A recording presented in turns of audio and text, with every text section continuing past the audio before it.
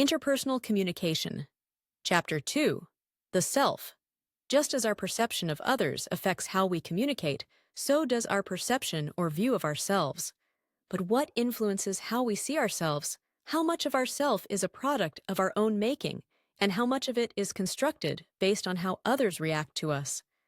How do we present ourselves to others in ways that maintain our sense of self or challenge how others see us? We will begin to answer these questions in this section as we explore self-concept, self-esteem, and self-presentation. Section 2.1. 2.1 Self-concept, self-esteem, and self-efficacy. Self-concept refers to the overall idea of who a person thinks he or she is. If I said, "Tell me who you are," your answers would be clues as to how you see yourself, your self-concept. Each person has an overall self-concept that might be encapsulated in a short list of overarching characteristics that he or she finds important. But each person's self-concept is also influenced by context, meaning we think differently about ourselves depending on the situation we are in. In some situations, personal characteristics, such as our abilities, personality, and other distinguishing features, will best describe who we are. You might consider yourself laid back, traditional, funny, open-minded, or driven, or you might label yourself a leader or a thrill seeker. In other situations, our self-concept may be tied to group or cultural membership. For example, you might consider yourself a member of the Sigma Phi Epsilon fraternity or a member of the track team. Our self-concept is also formed through our interactions with others and their reactions to us. The concept of the looking glass self explains that we see ourselves reflected in other people's reactions to us, and then form our self-concept based on how we believe other people see us. This reflective process of building our self-concept is based on what other people have actually said, such as, "You're a good listener," and other people's actions, such as coming to you for advice. These thoughts evoke emotional responses that feed into our self-concept. For example, you may think, "I'm glad that people can count on me to listen to their problems." We also develop our self-concept through comparisons to other people. Social comparison theory states that we describe and evaluate ourselves in terms of how we compare to other people. Social comparisons are based on two dimensions: superiority/inferiority and similarity/difference.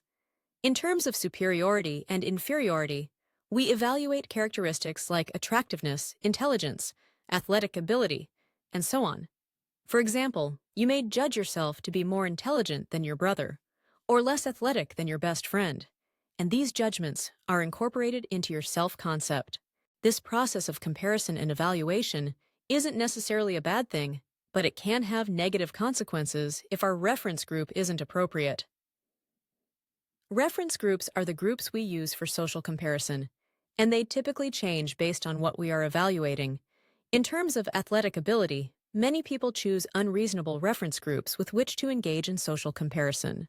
If a man wants to get into better shape and starts an exercise routine, he may be discouraged by his difficulty keeping up with the aerobics instructor or running partner and judge himself as inferior, which could negatively affect his self-concept. Using as a reference group people who have only recently started a fitness program but have shown progress could help maintain a more accurate and hopefully positive self-concept. We also engage in social comparison based on similarity and difference. Since self-concept is context-specific, similarity may be desirable in some situations and difference more desirable in others.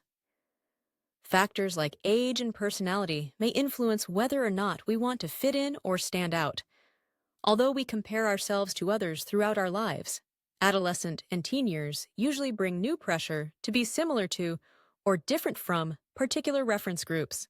Think of all the cliques in high school and how people voluntarily and involuntarily broke off into groups based on popularity, interest, culture, or grade level. Some kids in your high school probably wanted to fit in with and be similar to other people in the marching band, but be different from the football players. Conversely, athletes were probably more apt to compare themselves, in terms of similar athletic ability, to other athletes rather than kids in show choir. But social comparison can be complicated by perceptual influences. As we learned earlier, we organize information based on similarity and difference, but these patterns don't always hold true. Even though students involved in athletics and students involved in arts may seem very different, a dancer or singer may also be very athletic, perhaps even more so than a member of the football team. There are positive and negative consequences of social comparison. We generally want to know where we fall in terms of ability and performance as compared to others. But what people do with this information and how it affects self-concept varies. Not all people feel they need to be at the top of the list, but some won't stop until they get the high score on the video game or set a new school record in a track and field event. Some people strive to be first chair in the clarinet section of the orchestra, while another person may be content to be second chair.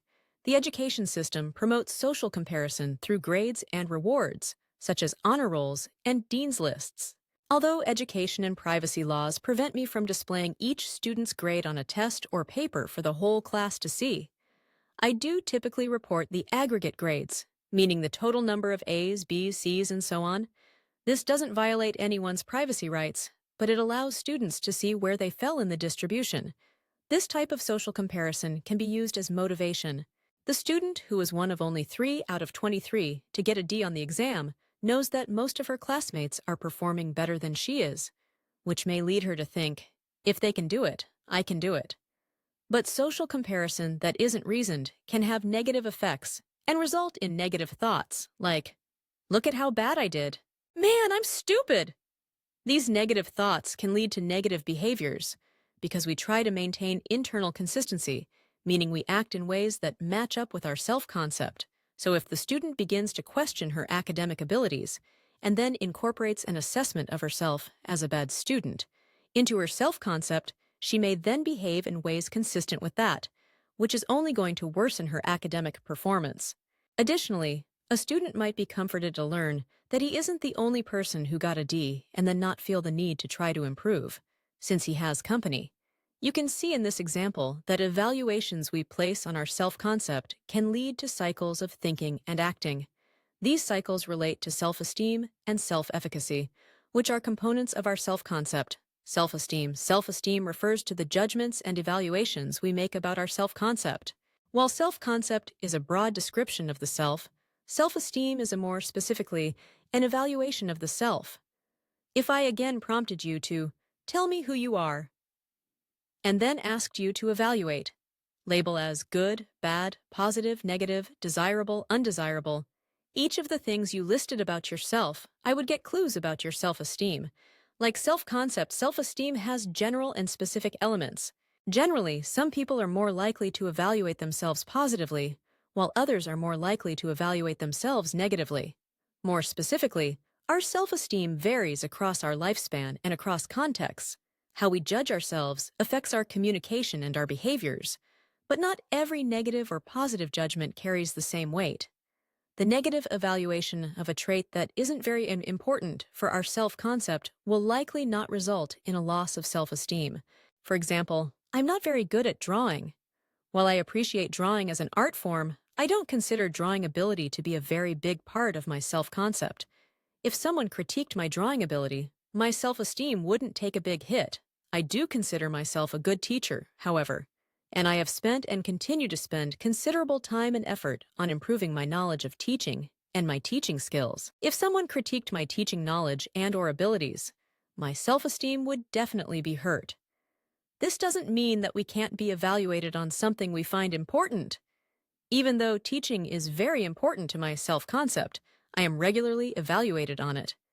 Periodically, I am evaluated by my students, my dean, and my colleagues. Most of that feedback is in the form of praise and constructive criticism, which can still be difficult to receive. But when taken in the spirit of self-improvement, it is valuable and may even enhance our self-concept and self-esteem. In fact, in professional contexts, people with higher self-esteem are more likely to work harder based on negative feedback, are less negatively affected by work stress, are able to handle workplace conflict better, and are better able to work independently and solve problems. Self-esteem isn't the only factor that contributes to our self-concept. Perceptions about our competence also play a role in developing our sense of self. Self-efficacy refers to the judgments people make about their ability to perform a task within a specific context. As you can see in Figure 2.1, Relationship between self-efficacy, self-esteem, and self-concept. Judgments about our self-efficacy influence our self-esteem, which influences our self-concept. The following example also illustrates these interconnections. Pedro did a good job on his first college speech. During a meeting with his professor, Pedro indicates that he is confident going into the next speech and thinks he will do well. This skill-based assessment is an indication that Pedro has a high level of self-efficacy related to public speaking. If he does well on the speech, the praise from his classmates and professor will reinforce his self-efficacy and lead him to positively evaluate his speaking skills, which will contribute to his self-esteem. By the end of the class, Pedro likely thinks of himself as a good public speaker, which may then become an important part of his self-concept. Throughout these points of connection, it's important to remember that self-perception affects how we communicate, behave, and perceive other things. Pedro's increased feeling of self-efficacy may give him more confidence in his delivery, which will likely result in positive feedback that reinforces his self-perception. He may start to perceive his professor more positively since they share an interest in public speaking, and he may begin to notice other people's speaking skills more during class presentations and public lectures. Over time, he may even start to think about changing his major to communication or pursuing career options that incorporate public speaking, which would further integrate being a good public speaker into his self-concept. You can hopefully see that these interconnections can create powerful positive or negative cycles. While some of this process is under our control, much of it is also shaped by the people in our lives. The verbal and nonverbal feedback we get from people affect our feelings of self-efficacy and our self-esteem. As we saw in Pedro's example, being given positive feedback can increase our self-efficacy, which may make us more likely to engage in a similar task in the future. 32. Obviously, negative feedback can lead to decreased self-efficacy and a declining interest in engaging with the activity again. In general, people adjust their expectations about their abilities based on feedback they get from others. Positive feedback tends to make people raise their expectations for themselves, and negative feedback does the opposite, which ultimately affects behaviors and creates the cycle. When feedback from others is different from how we view ourselves, additional cycles may develop that impact self-esteem and self-concept.